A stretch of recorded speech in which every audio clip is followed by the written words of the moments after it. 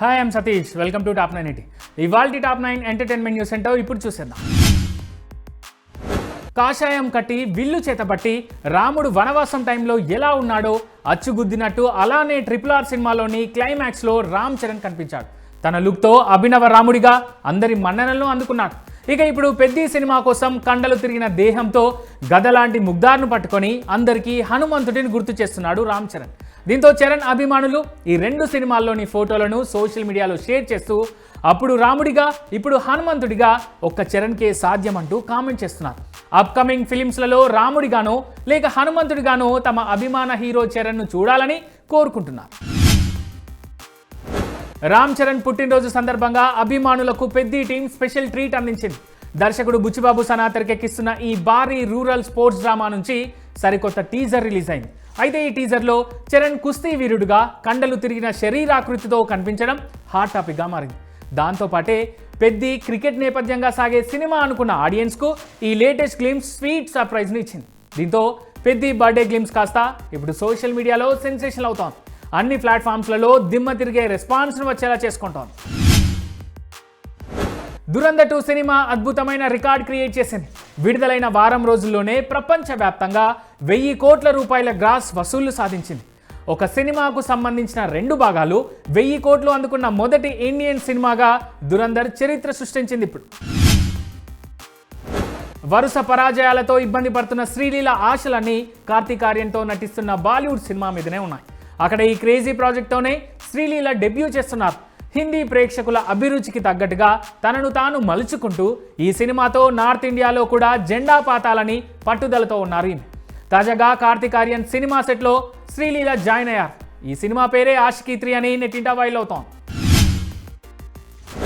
అల్లు అర్జున్ పుట్టినరోజు సందర్భంగా April 8న race గుర్రం సినిమాను మరోసారి విడుదల చేయబోతున్నారు మేకర్స్. బన్నీ ఫ్యాన్స్కు బర్త్డే సెలబ్రేషన్స్ను మరింత గ్రాండ్గా మార్చనుంది రేసు గుర్రం movie. Allu Arjun energy, Brahmanandam comedy timing, Thaman అందించిన సంగీతం అన్నీ కలిసి ఈ సినిమాను మరింత ప్రత్యేకంగా నిలబెట్టాయి. టాలీవుడ్ హీరో బెల్లంకొండ సాయి శ్రీనివాస్ కావ్యారెడ్డి పెళ్లి తేదీ ఖరారైంది.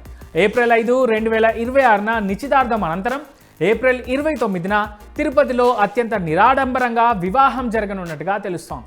మే 1న హైదరాబాద్లో గ్రాండ్ రిసెప్షన్ నిర్వహించనున్నారు. కావ్యారెడ్డితో ప్రేమలో ఉన్న శ్రీనివాస్ ఇరు కుటుంబాల అంగీకారంతో ఈ వివాహానికి సిద్ధమయ్యారు. దురంధర్ డైరెక్టర్ ఆదిత్యధర్ ముందు పాకిస్తాన్ ప్రజలు వింత డిమాండ్ ఉంచారు. దురంధర్ మూవీలో కరాచీ, లారీ ప్రాంతవాసులు జీవితం గురించి చూపించారని, ఇప్పుడు ఈ చిత్రం భారీ విజయం సాధించింది కాబట్టి అందులో కొంత వాటా తమకివ్వాలని అక్కడి వారు డైరెక్టర్ను అడుగుతున్నారు.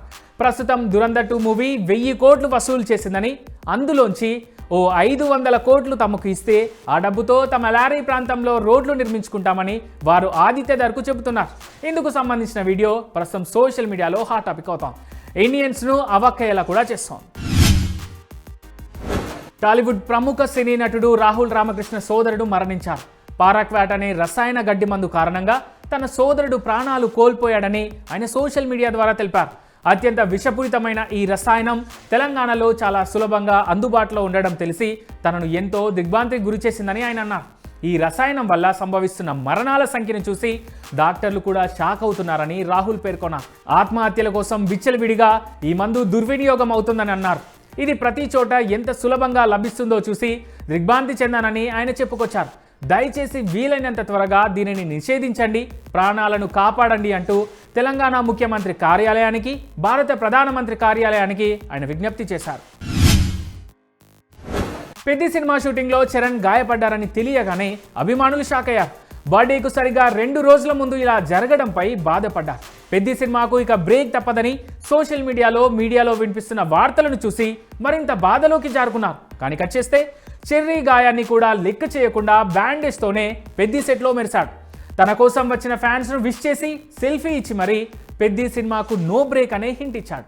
సినిమా షూట్ను పరిగెత్తించి అనుకున్న టైంకు పెద్ద సినిమాను రిలీజ్ చేయాలని తీర్మానించుకున్నట్టే ఉన్నారు.